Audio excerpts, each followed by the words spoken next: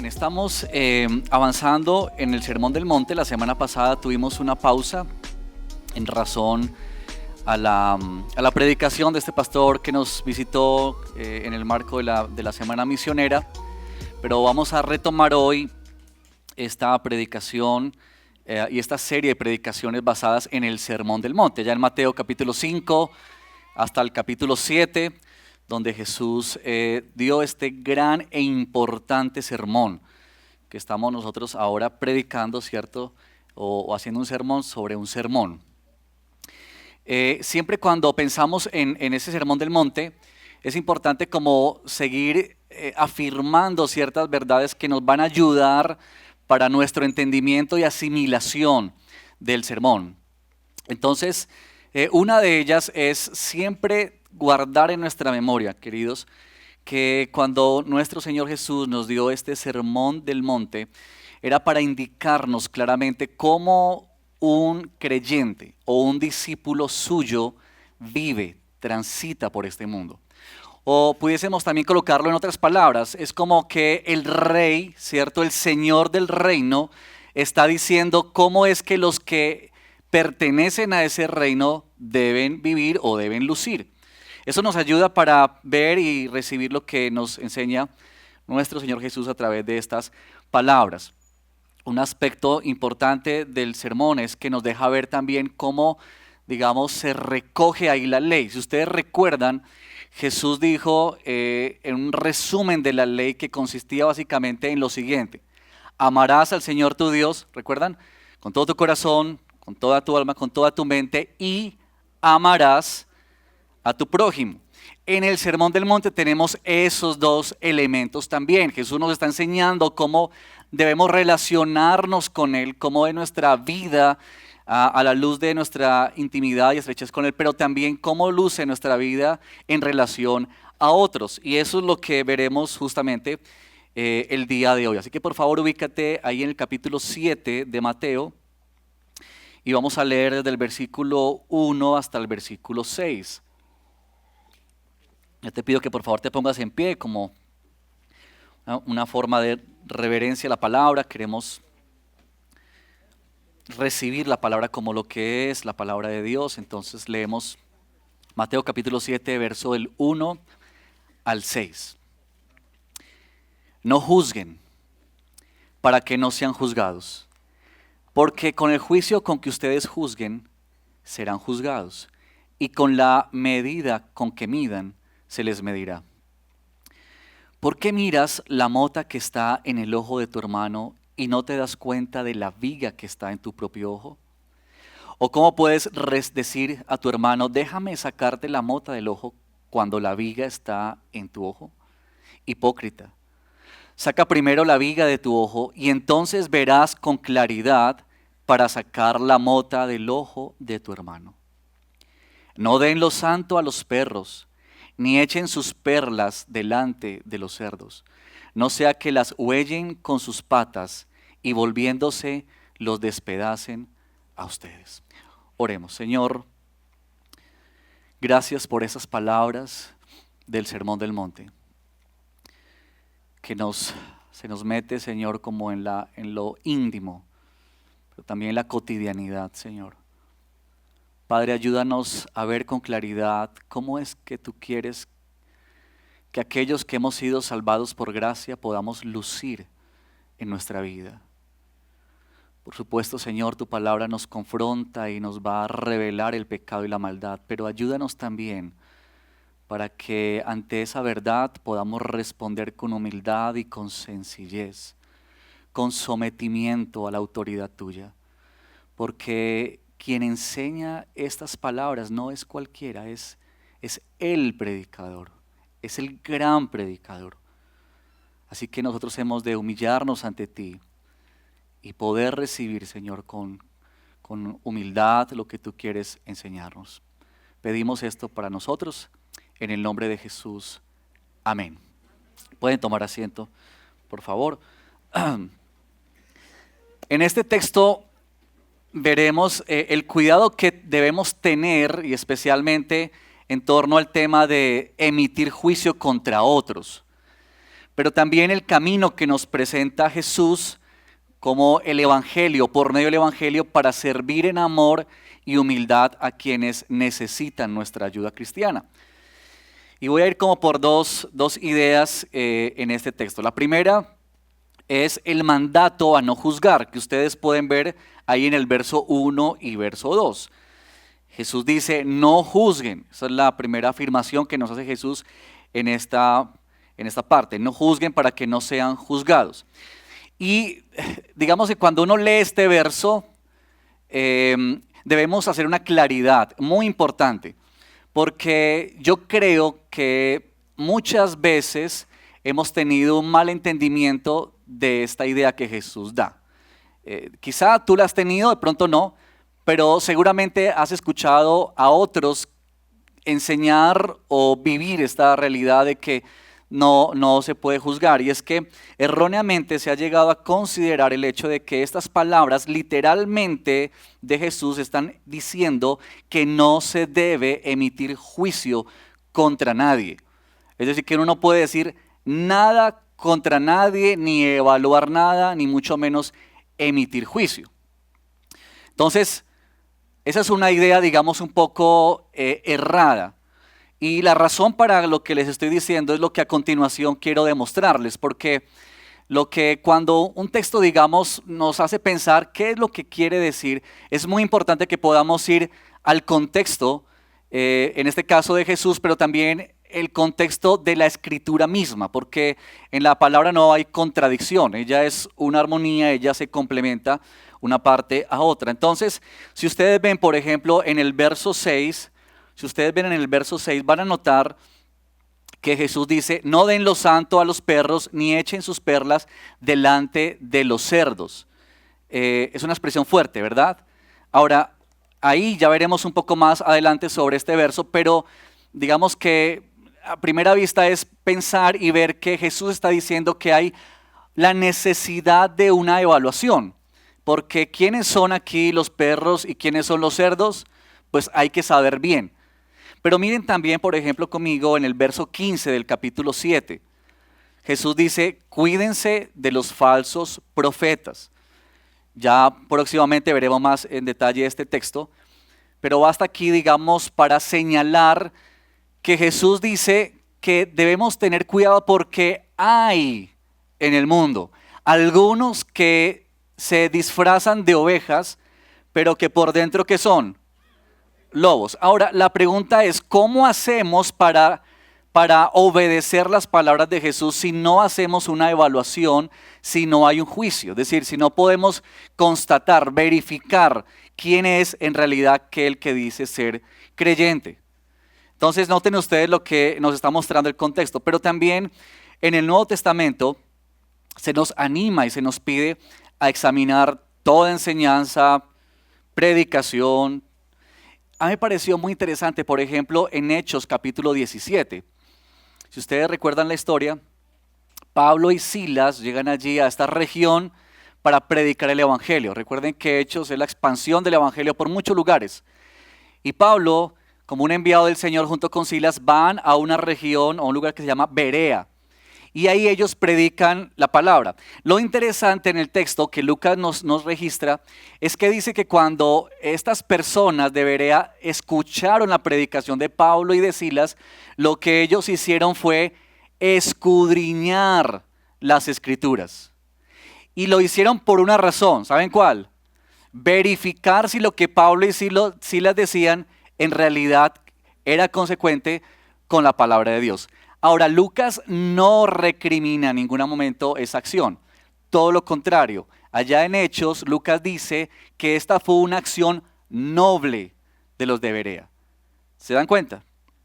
Pero también, en el resto del Nuevo Testamento, no podríamos citar pues tantos textos, pero por ejemplo, en Gálatas, Pablo le está hablando a la iglesia también acerca del cuidado, la protección contra falsas enseñanzas. Y Pablo llega a esta indicación para la iglesia. Les dice esto: incluso si alguno de nosotros o un ángel baja del cielo y les habla un evangelio diferente, ténganlo, ¿por qué? Anatema. ¿Cómo puede uno llegar a eso si no hay una evaluación previa? Y noten ustedes que Pablo mismo está diciendo, pongan en tela, digamos, de juicio, evalúen aún mis propias palabras. Si no corresponden, deben ser traídas, digamos, en un sentido de juicio.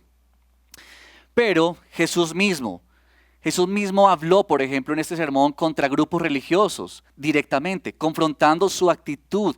Y por eso hemos escuchado muchas veces en este sermón la palabra hipócrita. Jesús estaba recriminando, Jesús estaba denunciando directamente una actitud equivocada, egocéntrica, arrogante y orgullosa de estos grupos religiosos. Así que Jesús mismo nos da evidencia en su propia vida de que él mismo evaluó, y aún más Jesús, que conocía el corazón de ellos y trajo, digamos, un juicio sobre estas personas. Pero piensa también, por ejemplo, que en el libro de los Hechos se nos dice que la iglesia debe hacer, digamos, evaluación sobre los miembros de la iglesia. Recuerden ustedes, por ejemplo, que en Corintios Pablo le envía la carta a la iglesia y le dice que deben sacar a uno entre ellos, ¿se acuerdan? Eso es una evaluación que Pablo está haciendo. A la luz de un pecado, Pablo está juzgando eso.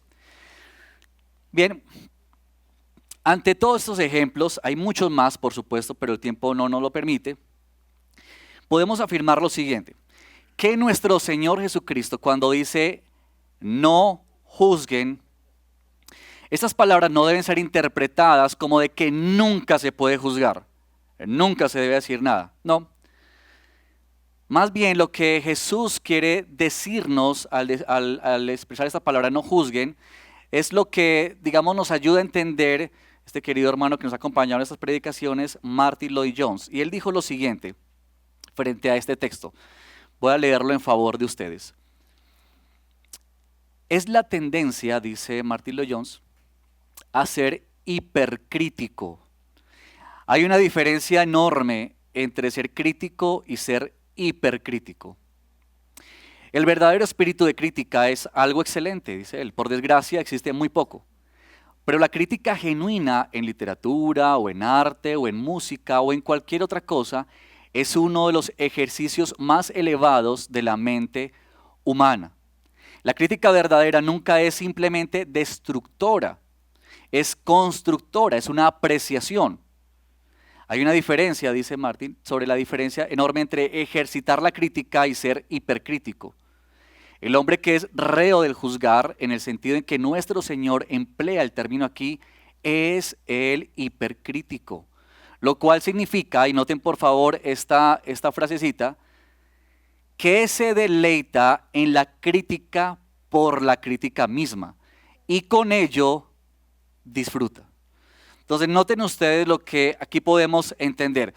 El hipercrítico es aquel que está ocupado, que está concentrado, que guarda la esperanza de encontrar faltas, errores, pecado, equivocaciones en los demás.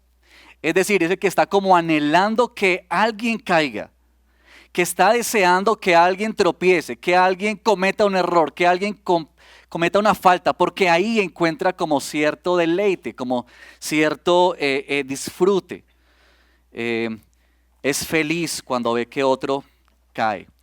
Y esto, por supuesto, lleva al resultado de que tiende a fijar entonces con atención más en los asuntos que son, digamos, indiferentes o triviales para convertirlos en asuntos de vital importancia.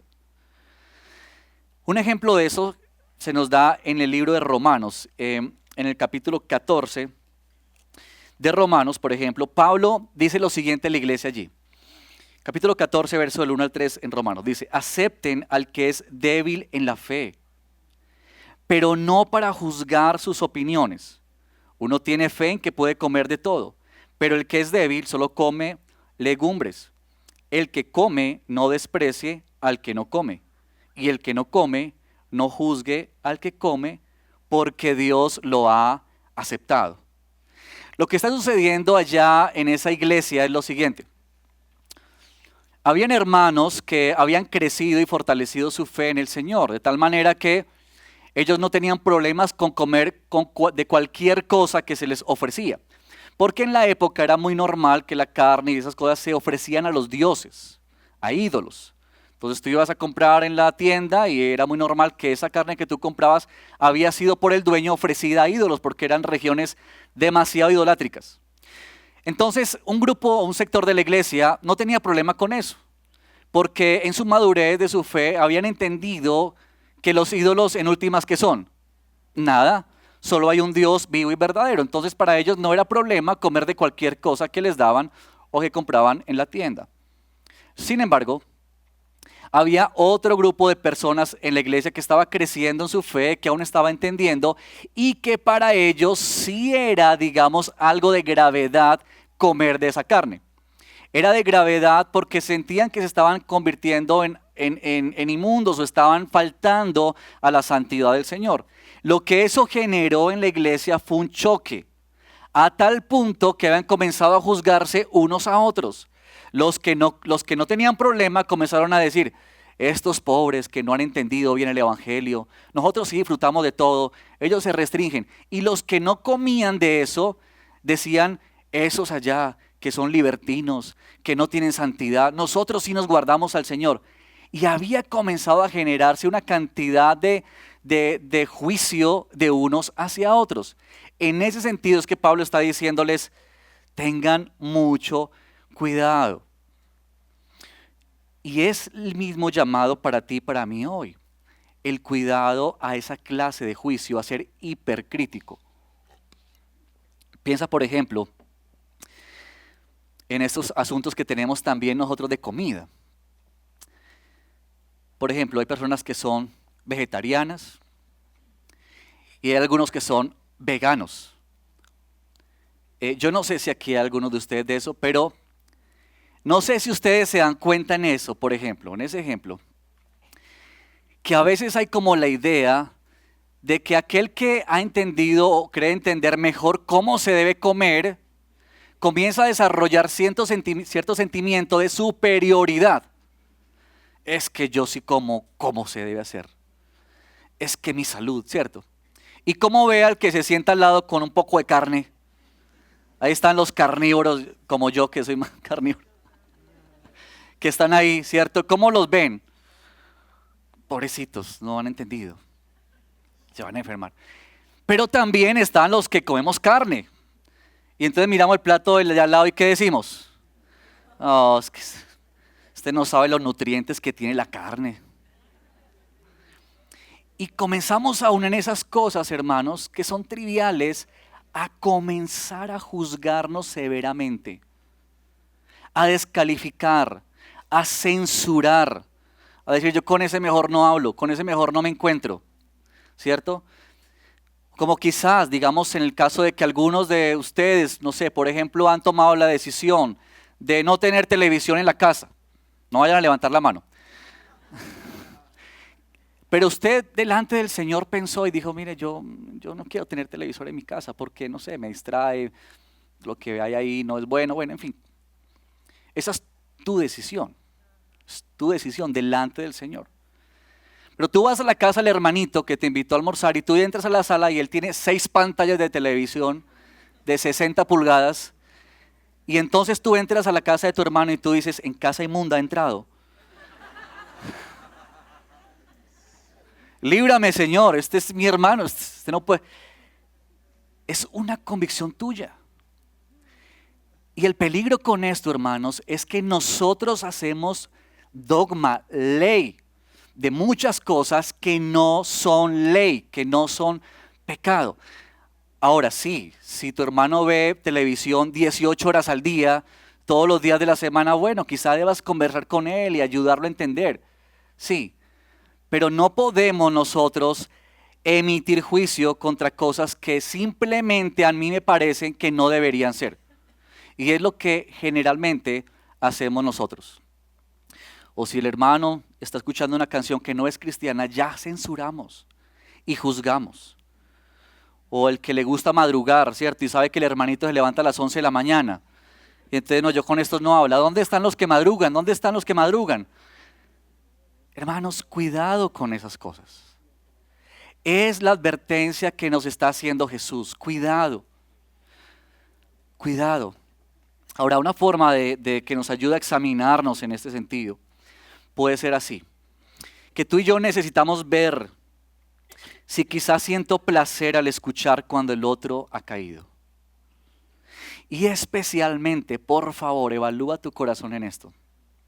Especialmente, si ese que cayó es uno que a ti no te cae tan bien. Porque no es como que sentimos un fresquito adentro. Ya tenemos de qué hablar contra él. Ya tenemos cómo emitir juicio. Tenemos argumentos. Pero también es preguntarnos si quizá nosotros tendemos a emitir juicio sin conocer todos los hechos. Entonces, un hermano hizo algo, o alguien hizo algo, o una persona de tu familia, tu esposa, tu esposo, tus hijos, hicieron, inmediatamente tú emites juicio. No te interesa saber argumentos o razones, nada. Tú simplemente quieres emitir juicio, no das espacio para saber otras cosas o circunstancias. Yo les he contado a ustedes que una de mis luchas en los últimos años es conducir, ¿cierto? Y ver todas estas cosas. Ustedes van conociéndolo a uno mucho y muchas de sus debilidades y fragilidades. Pero mira, yo he llegado a pensar esto que me ha ayudado. Cuando alguien me adelanta o me cierra muy rápido, estoy pensando, bueno, de pronto ese que va ahí tiene algún afán. De pronto va enfermo del estómago. No lo sabe. Pero seguramente tiene a alguien en casa enfermo y va corriendo a llevar un medicamento. O se acaba de enterar de alguna noticia y está perplejo y está avanzando sin saber por dónde va. ¿Me entienden? Es que nosotros tendemos a emitir juicio a primera vista. No nos importa qué es o de qué se trata. No, emitimos juicio, censuramos, excluimos de manera severa. Y frente a eso es lo que Jesús nos está advirtiendo. Porque eso refleja, mis queridos, el orgullo y la arrogancia. En otras palabras, no tenemos ningún derecho a subirnos al estrado y colocar a otros en el banquillo. Y comenzar a pronunciar juicios sobre ellos y sentenciarlos.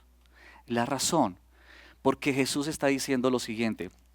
Él dice, si ustedes no juzguen para que no sean juzgados, porque con el juicio con que ustedes juzguen, serán juzgados. Y con la medida con que midan, se les medirá. En otras palabras, Jesús está diciendo, y yo creo que son palabras aterradoras en ese sentido. Jesús está diciendo, juzga,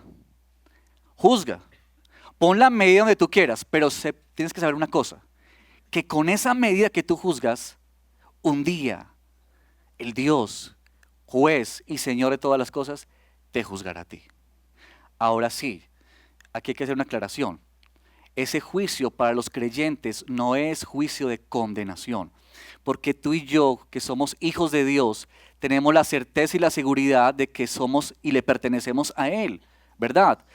La palabra dice que el Espíritu Santo en nosotros le dice a nuestro espíritu y lo convence de que somos hijos de Dios. Hay una certeza, hay una seguridad, pero eso no elimina la verdad del Nuevo Testamento, de que dice que de alguna manera sí, los creyentes también tendrán que comparecer delante del Señor y ser juzgados por sus obras. Y aquí Jesús dice, serán juzgados en la medida en que ellos mismos juzgaron a otros.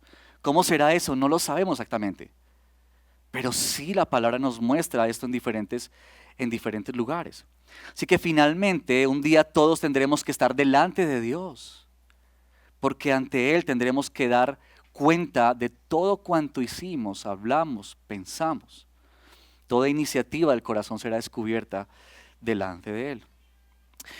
En segundo lugar, está entonces, aquí está pues el mandato de no juzguen, pero también está el mandato de ayudar a otros expresando el Evangelio, verso 3 al 5. Miren conmigo.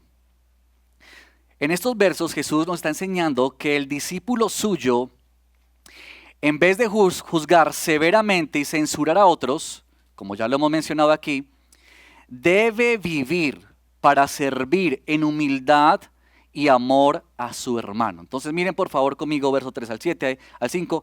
¿Por qué miras la mota que está en el ojo de tu hermano y no te das cuenta de la viga que está en tu propio ojo? ¿O cómo puedes decir a tu hermano, déjame sacar la mota del ojo cuando la viga está en tu ojo? Aquí hay una imagen que Jesús presenta. Ahora noten ustedes por favor, ¿qué elementos se nos presentan acá? ¿Cuáles son los dos objetos que hay? La mota y la viga. La mota hace referencia, a otras traducciones dice como una astilla o algo que es muy pequeño, que es minúsculo. Y por otro lado está la viga, que sabemos que es cierto, un tronco grande. Y lo que Jesús está haciendo con esta imagen, de alguna manera, es mostrándonos una ironía, que es mucho de las metáforas que Jesús usó en sus discursos y en sus enseñanzas. Es decir, que Jesús nos presentó imágenes, escenarios, historias que en algún sentido como que no concuerdan en nuestra mente, son como ilógicas, como que quien las escucha o quien las lee dice, pero es que esto no tiene sentido. En esa forma es que Jesús está escribiendo esta ilustración o nos está ampliando este tema. Piensa tú en esa imagen. Es como que otros pudiésemos decir que un ciego, ¿cierto?, está guiando a uno que ve a cruzar una autopista. No tiene sentido, ¿verdad? O es como un cirujano que está en la cama enfermo pretendiendo hacer la siguiente cirugía en el hospital, ¿verdad? O el bombero que está pretendiendo apagar un fuego cuando no se ha percatado de que él mismo está ardiendo en llamas. Es la ironía, es lo ilógico, es como que uno dice esto no tiene sentido, ¿cómo nos estás diciendo esto, Jesús? Pero el asunto es que lo que Jesús está diciendo es que en realidad así, aunque suene ilógico, aunque suene irónico, esa es la forma en que nosotros tantas veces nos comportamos. O piensa en esto, ¿no es que muchas veces pasa, por ejemplo, a los esposos que llegan a creer que si su esposa cambia, entonces su matrimonio será mejor, será feliz, o viceversa? O que pensamos que si los hijos cambian, será mejor. O si este, o el otro, o aquel, o fulanito, o él, o ella, si ellos cambian, entonces mi vida sería mejor, sería más feliz. En esa conclusión se nos hace una advertencia. Es arrogante y orgulloso el que así piensa. Es arrogante y orgulloso el que concluye así, el que piensa así, el que se ve así. ¿Por qué? Porque se ve a sí mismo como mejor que los demás. Como que él no tiene nada en lo que deba repararse. Más bien los otros deberían evaluarse y considerar sus malas conductas. Déjenme traer aquí otra imagen que nos presenta el Antiguo Testamento, que nos ayuda mucho a entender este punto. ¿Ustedes se acuerdan del rey David, verdad? El rey David, cuando le echó el ojo a Betsabé, sí. Miren, por ejemplo, que qué recordamos más de David, cuando le echó el ojo a Betsabé. Pero David hizo otras cosas también buenas. Pero noten ustedes, aun que en esas cosas, aun cuando hay una pared blanca y un puntico negro, ¿qué es lo que vemos? El puntico negro. Bueno, David. David efectivamente un día se asomó por el balcón y vio a esta mujer que estaba ahí bañándose y la deseó. Entonces mandó a llamarla, por supuesto era el rey, hacía lo que él quería. Entonces estuvo con ella y ella quedó en embarazo. Pero recuerden en la historia que David, al ver eso, él decidió matar a Urías. Pues después de que lo emborrachó y lo llevó a que se acostara, no pudo, no le quedó otra opción que eliminar a Urías. Así que él no quería ensuciarse las manos con sangre, así que le dijo a su ejército que lo pusieran frente a la batalla y cuando el ejército viniera enemigo, todos se apartaran para que Urías no tuviese otra opción que salir de ahí sin vida. Y así fue. Y pasó el episodio y David se quedó con esta mujer. Pero un día tocaron a la puerta de la casa de David. Y entonces llegó un profeta, ¿ustedes se acuerdan? Lo interesante, miren las formas como Dios nos dice las cosas y cómo nos trata. El profeta no llegó a recriminar directamente a David por lo que había hecho. Más bien, el profeta le contó una historia hipotética que David pensó que era cierta. Entonces le dijo, mira, rey, lo que pasa es que hay dos hombres, uno que es muy, muy rico y uno que es muy, muy pobre. El que es muy rico tiene miles de ovejas y todo el ganado y todo eso. Y el que es pobre tiene una ovejita y esa es como su hija. La tiene ahí guardadita. Pero imagínate, rey, que resulta que este hombre rico recibió una visita. Y entonces él no quiso gastar de su inventario, tomó la ovejita del pobre que no tenía nada, se la quitó y la mató para atender a su visita. Dice la palabra que cuando David escuchó eso, es muy interesante, porque dice que David se encendió en ira. ¿Has visto a alguien encenderse en ira? No es que tuvo rabia, no, se incendió en ira. Yo no sé qué haría David, si se pararía de su trono, si votaría cosas. Yo no sé qué hizo David, pero el escritor bíblico dice que se incendió en ira. ¿Y saben qué fue lo que dijo David al profeta Natán? ¿Dónde está este para matarlo? Él emitió juicio. Este no merece más que morir, es un miserable. ¿Cómo se le ocurre hacerle esto a este pobre hombre? Yo imagino el escenario en el que Natán miró fijamente los ojos de David. Guardó silencio por un momento y le dijo: rey, ese hombre eres tú. Y entonces le sacó el guardado a David y le comienza a decir: tú tomaste a esta mujer. Y comienza a contarle todo lo que David había hecho. David queda al desnudo delante del Señor. Pero ¿saben qué aprendemos de ese episodio? Miren ustedes cómo David pudo ver la maldad en el otro y él era incapaz de ver la viga que había en su propio ojo. La ceguera en su corazón, producto de la dureza del pecado y de la maldad. Esto fue lo que hizo David. Lo que el predicador de la montaña está queriendo comunicarnos es que nosotros debemos tener cuidado, hermanos, de no caer o no creernos mejor que los demás. Pensar que tenemos una mejor condición. Cuando el texto nos está diciendo que necesitamos mirar primero a nosotros. Ahora mira por favor en el verso 5. Noten ustedes que Jesús no está diciendo: tú no debes ayudar a nadie, ¿no? Lo que el texto está diciendo es la forma en que se debe hacer, porque el verso 5 dice: saca primero la viga de tu ojo y entonces ¿qué?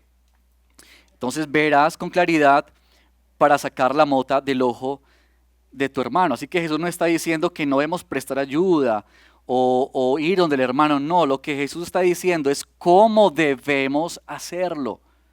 Y es la manera en la que el mismo evangelio se nos presenta a ti y a mí, que nos deja ver la necesidad y la urgencia de tratar primero nuestro propio corazón. Es que eso es lo que hace la palabra del Señor, mis queridos. Cuando tú y yo caminamos en la vida cristiana, lo que la palabra del Señor hace es mostrarnos una y otra vez nuestro pecado y nuestra maldad. No es que tú y yo estamos siendo más pecadores, pero sí que tú y yo estamos siendo más conscientes del pecado. Somos más conscientes cuando herimos a nuestras esposas, a nuestros hijos. Somos más conscientes cuando somos ásperos, agresivos con los demás. Somos más conscientes cuando ofendemos a Dios, cuando vemos lo que no debemos ver, cuando hablamos lo que no debemos hablar. Dios, por medio de su Espíritu Santo, nos hace más conscientes. Como que Dios nos abre los ojos, nos da una mejor visión para ver el pecado y la maldad que hay en nuestra vida. Eso es como opera el Evangelio en nosotros. Cristo nos conduce a vivir una disposición continua de autoexamen que nos conduce al arrepentimiento. Saben que Martín Lutero, en su primera tesis, él dijo lo siguiente: nuestro Señor desea que toda la vida de los creyentes sea una de arrepentimiento. Y Timothy Keller hace un comentario sobre esto y dice lo siguiente: él estaba diciendo, refiriéndose a Martín Lutero, él estaba diciendo que en la vida cristiana progresamos a través del arrepentimiento. Añade Keller, de hecho, el arrepentimiento es la mejor señal de que estamos creciendo en semejanza al carácter de Cristo. Y yo te pregunto a ti hoy, ¿cómo está tu vida de arrepentimiento? Hermanos, tú estás cada día viviendo esa realidad de que Dios te está mostrando tu pecado y tu maldad y que tú estás acudiendo al Señor en arrepentimiento. ¿O será que para ti el arrepentimiento es un asunto de una vez a la semana? Ustedes saben que aquí en la alabanza, en el tiempo de alabanza, en el medio de la alabanza hay una oración. ¿Saben cómo se llama esa oración? Y la razón de esa oración, hermanos, esa no está ahí pues por decorar el culto. Esa oración está ahí intencionalmente porque es lo que nos guía el Evangelio. Que nosotros necesitamos, cuando venimos delante del Señor, ver tal como somos, porque estamos delante de un Dios que es santo, santo, santo. Así que necesitamos acercarnos a Él en humildad y en humillación al reconocer realmente quiénes somos. Ahora, lo que yo percibo en el texto es lo siguiente, que cuando Jesús nos dice, trabaja primero en tu viga, lo que está queriendo decirnos es justamente eso, es vive una vida en la que estás de continuo presentándote delante del Señor para vivir en arrepentimiento, para ver y apreciar tu error, tu pecado, tu maldad. Ahora, una vez se hace eso, entonces lo que Jesús dice es, entonces ahora sí verás claramente y podrás ayudar al hermano que lo necesita. Ahora, eso es lo que nos permite, digamos, como pensar en esto. Cuando tú y yo vivimos así, en esa vida de arrepentimiento continuo, ¿no te parece que viviríamos o vivimos más en humildad? Es decir, si tú y yo somos más conscientes de nuestra fragilidad, de nuestro pecado, de nuestra maldad, eso nos hace o nos lleva a vivir más en humildad. ¿Por qué? Porque somos más conscientes de nuestra vulnerabilidad. Porque somos más conscientes de nuestra debilidad. Y entonces, ahí sí, en esa actitud, ven y ayuda a tu hermano. ¿Te das cuenta?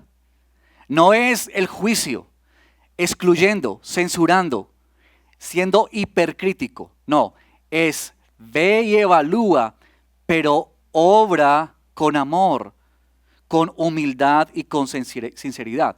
Ahí viene el texto que hemos estado meditando hoy en nuestro tiempo de la adoración. Ya hemos leído algo de esos textos, pero permítanme recordarles el verso 1 del capítulo 6.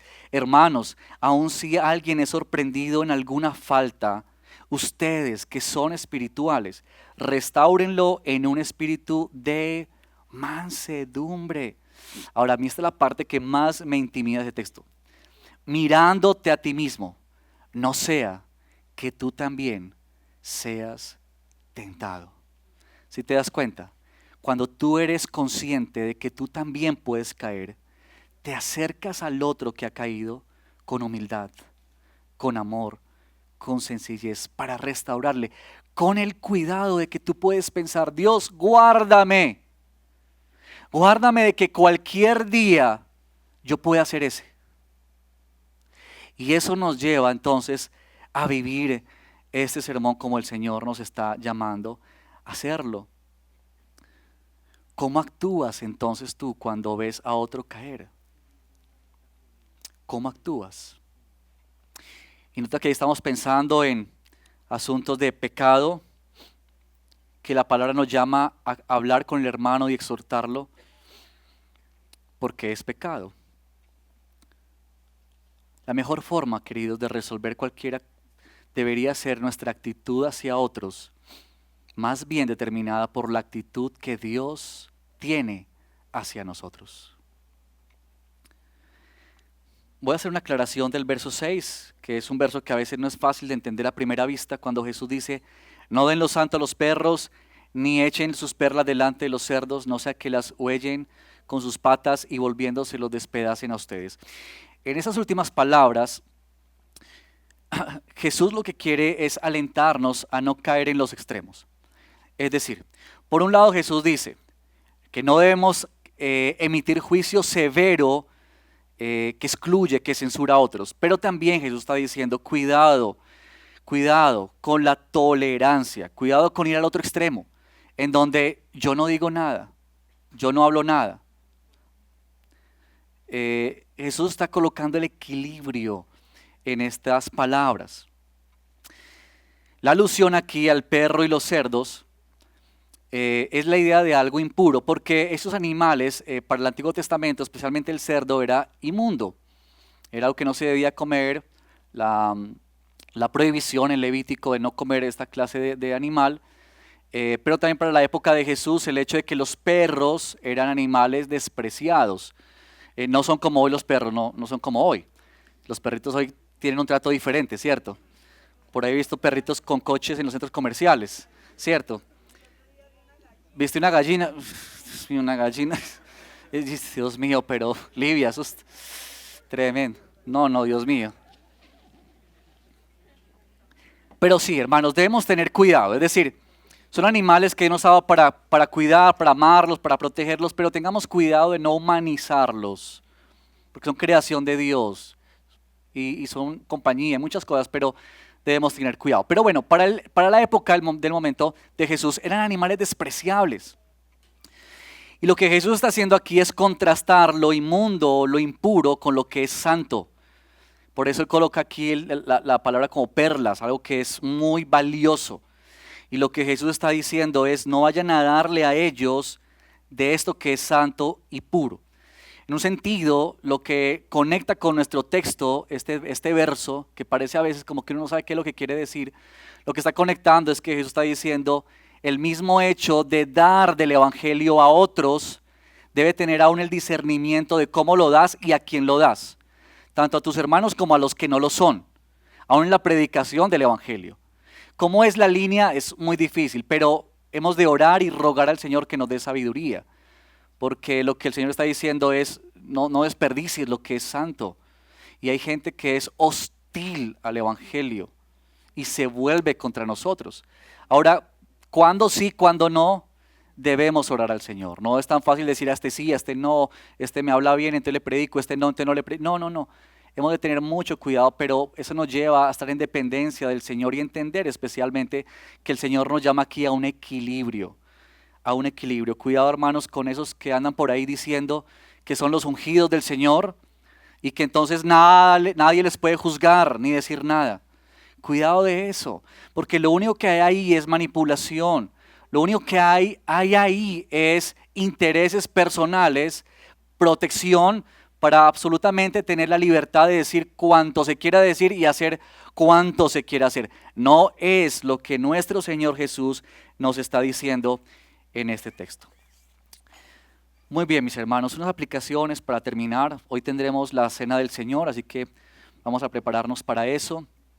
Pero esas aplicaciones para que podamos pensar cómo aterrizamos estas palabras a nuestra propia vida. Lo primero, hermanos, es decir lo siguiente.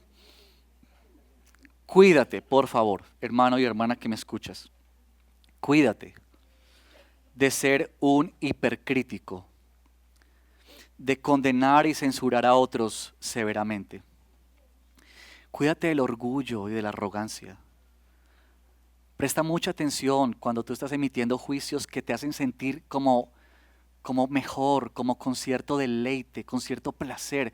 Ten cuidado de eso, porque seguramente estamos cayendo justamente en lo que Jesús está aquí denunciando y condenando. No hagas de lo que no es importante algo trascendente. Es decir, no hagas ley de lo que no es ley, como lo hicieron los fariseos, que los fariseos multiplicaron las leyes, hicieron una cantidad de cosas, como por ejemplo que uno no podía comer sin lavarse las manos. Y si tú no te lavas las manos, ya eso era pecado gravísimo. Cuando Jesús dice eso no es la ley. Así que cuidado con hacer leyes de cosas que no lo son, sino son simplemente cosas que tú haces por tu gusto, o por tu convicción, o por tu entendimiento con el Señor.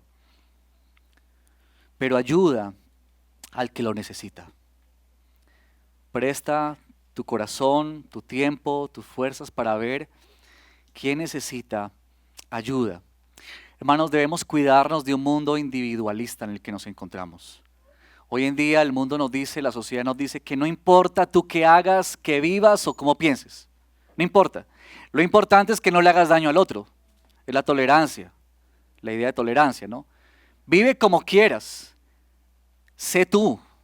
Haz lo que tú quieras. Ese es el individualismo.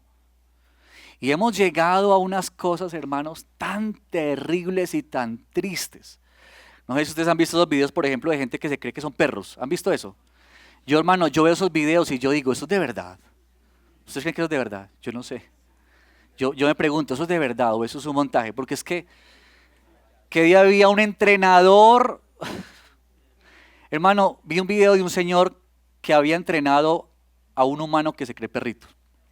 Y le decía que diera vueltas y él daba. Vi una entrevista de un muchacho que se creía gato. Y él decía en la entrevista, eso sí es de verdad, y él decía en la entrevista que él estaba atrapado en un cuerpo humano, pero él era un animal. ¿Y sabes qué dice la sociedad? Déjalo, que viva como quiera. ¿Te hace daño a ti? No, pues que viva como quiera. El individualismo y la filosofía de la sociedad es dejar en libertad. No digas nada. Vive tú. Esa es tu decisión. Pero saben que cuando nosotros hablamos del evangelio en medio de la iglesia, eso no es así. Tú no puedes pasar y ver a tu hermano que está hundido en el pecado y decir, problema de él, problema de ella, ahí verán. Sabes que tristemente se nos ha metido el individualismo en las congregaciones. Se nos ha metido el individualismo en nuestras iglesias. Y entonces, no importa qué hagan los demás. Al final esto es una relación personal entre Dios y yo. Nada más errado y más equivocado que una apreciación así. Hermanos, Dios nos llama a vivir en comunidad. Somos hermanos en la fe. Somos familia. Y tú y yo estamos para ayudarnos, para apoyarnos, para bendecirnos unos a otros con humildad, en servicio y en amor.